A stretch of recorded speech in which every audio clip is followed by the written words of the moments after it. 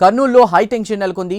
కర్నూలులో red book రాజ్యాంగం నడుస్తుందంటూ collectorate 3 town police స్టేషన్పై ముట్టడికి వైసీపీ పిలుపునిచ్చింది.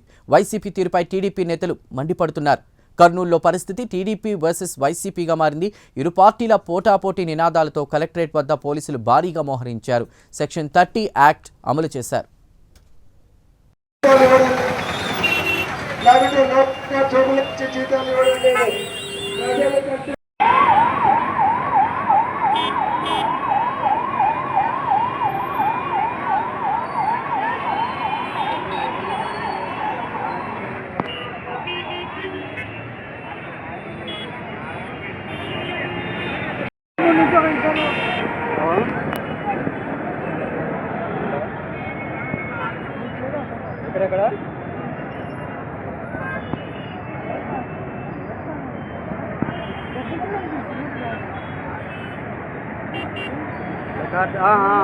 ఓకే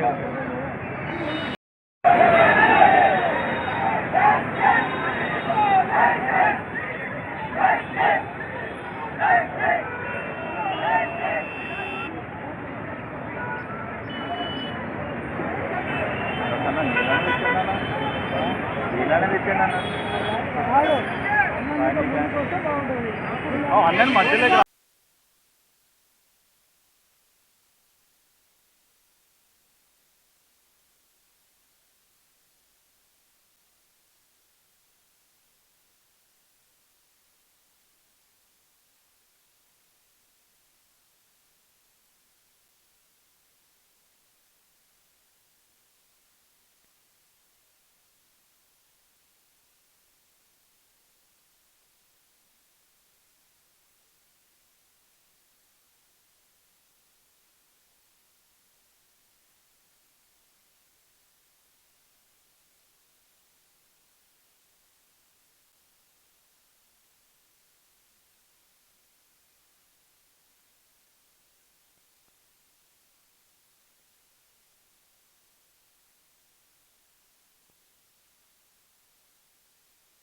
మనము ఓపిక వహించినాం. మీద పోలీసులను అడ్డం పెట్టుకొని తెలుగుదేశం పార్టీ వాళ్ళు మారుతారేమో అని చూసాం. పోలీసులలో మార్పు వస్తున్నా ఇంకా పెంచుతా పోతున్నారు. సోషల్ మీడియాలో పోస్ట్ పెడితే కేసులు పెడుతున్నారు.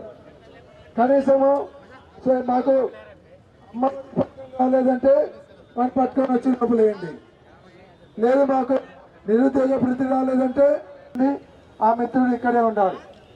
కాబట్టి ఆ స్థాయికి పోయినాక కూడా మనకేముందిలే, మన ఇంటికాడికి రాలేదు పోలీసులు, మన మీదకి రాలేదంటే రేపు ప్రతి ఒక్కరింటి మీదకి వస్తారు. మనము తిరగబడతారు వీళ్ళు. మనం మనల్ని మనం కాపాడుకునేదానికి, మన వాళ్ళని కాపాడుకునేదానికి అందరం కూడా సంఘటితమై ఏ పోరాటానికైనా సిద్ధంగా ఉండాలి అనేది మనం తెలియజేయాలి.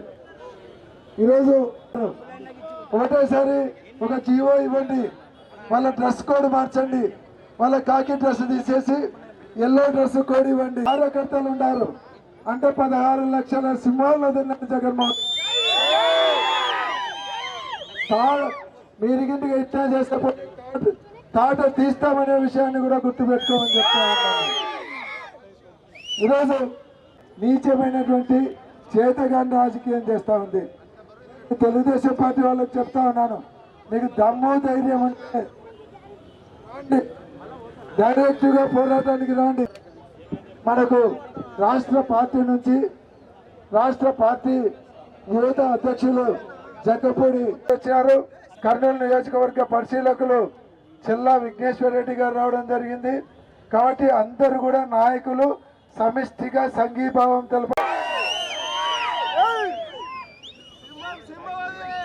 వాళ్ళందరినీ ఎస్ఐలు లాంటి తీసుకొని రాజ్యం చేయండి. అంతకంటే మీకేం చేత కాదు. జగన్మోహన్ రెడ్డి గారు చూస్తే ఈరోజు ప్యాంట్లు తడిచిపోతున్నాయి తెలుగుదేశం పార్టీ వాళ్ళకు. టౌన్ యూత్ ప్రెసిడెంట్ బాలును ఆత్మహత్య చేసుకునే స్థాయికి పోలీసు హరాస్మెంట్ చేయడము, ఆయన వాళ్ళ అమ్మని దోసేయడం, ఇంటిపై ఎటువంటి కేసు లేకుండా అరెస్ట్ చేయడానికి ప్రయత్నం చేయడము, ఇవన్నీ ఆ టార్చ్ ఇంతకుముందు తీసుకుపోయి కొట్టడము, ఒక ఫిజియోథెరపీ డాక్టర్ మీద ఆయన మీద ఒక నాట్సారాయి కేసు పెట్టడము, తర్వాత మా కార్యకర్త తమ్ముడు ఆత్మహత్య చేసుకుంటే సూసైడ్ నోట్లో ఉంటే కూడా తిలక్ అనేటువంటి వ్యక్తి పేరు, అతని మీద ఎటువంటి యాక్షన్ తీసుకోకపోవడము, మా సోషల్ మీడియా కార్యకర్తలను వేధించడము, కేసులు పెట్టడము, ఇట్లా పోలీసులను అడ్డం పెట్టుకొని తెలుగుదేశం పార్టీ వాళ్ళు చేస్తున్నటువంటి అరాచకాలకు 2 సంవత్సరాలు ఓపిక పట్టాము. ఇంకా ఓపిక నశించి మా కార్యకర్తలను కాపాడుకోవడానికి, వాళ్ళకు రక్షణ కవచంగా నిలబడడానికి ఈరోజు ఈ ధర్నా కార్యక్రమం పెడితే ముందే మేము నోటీస్ కూడా చెప్పడం జరిగింది.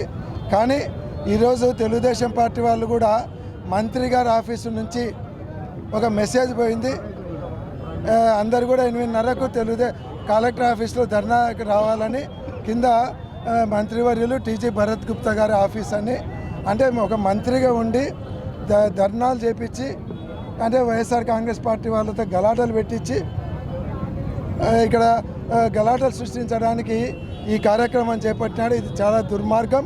ఒక మంత్రిగా ఆయన గౌరవం కాదు. ఇది ఒక మంచి వ్యాపార నగరం.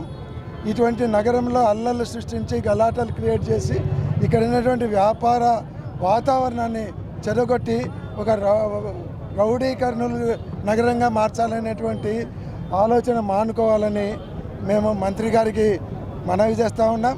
అంతేకాదు, ఎవరేం చేసినా మీరు పోలీసులను అడ్డం పెట్టుకొని రాజకీయం చేస్తూ ఉన్నారు, మమ్మల్ని బెదిరించాలనుకుంటున్నారు, మీరు ఏదో గలాటలు పెడితే భయపడతాం అనుకుంటున్నారు.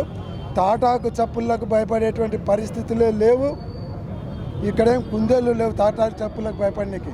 జగన్మోహన్ రెడ్డి గారు వదిలిన సింహాలే ఉన్నాయన్నీ. దాదాపుగా 16 లక్షల మంది కార్యకర్తలు ఉన్నారు ఈరోజు. కాబట్టి ఎవరు భయపడే పరిస్థితి లేదు. మా కార్యకర్తలను కాపాడుకోవడానికి ధర్నాలు చేస్తాం, పోరాటాలు చేస్తాం, అవసరమైతే జైలుకు పోతాం, ప్రాణాలు ఇవ్వడానికి కూడా వెనుకం చేయమని తెలియజేస్తూ ఉన్నాం. మరొకసారి మీరు ఇట్లా ఘర్షణ వాతావరణం సృష్టిస్తే మీకు ప్రజలే బుద్ధి చెప్తారనే విషయాన్ని గుర్తుపెట్టుకోవాలని తెలియజేస్తూ ఉన్నాం. నేను ఆ కేసులో నిన్న హైకోర్టుకు వెళ్ళి యాంటీ బిల్ తెచ్చుకోగా మళ్ళీ కూడా నిన్న నా పైన పెట్టిన అక్రమ కేసులకి నేను నిన్న వాయిదాకు వచ్చాను కర్నూలుకి. నేను ఇక్కడ కూడా ఉండట్లేదు. ఈ పోలీసు అరాచకాలు, ఈ పొలిటికల్ ప్రెజర్లు తట్టుకోలేక నేను హైదరాబాద్లో నివసిస్తున్నాను. హైదరాబాద్ నుంచి ఇక్కడికి నిన్న వాయిదాకు వస్తే కూడా నిన్న వాయిదాకి వెళ్ళి నిన్నలే మొన్న 12వ తేదీ వాయిదాకి పోయి వచ్చి ఇంట్లో ఉంటే నా కన్న తల్లి నా అక్కతో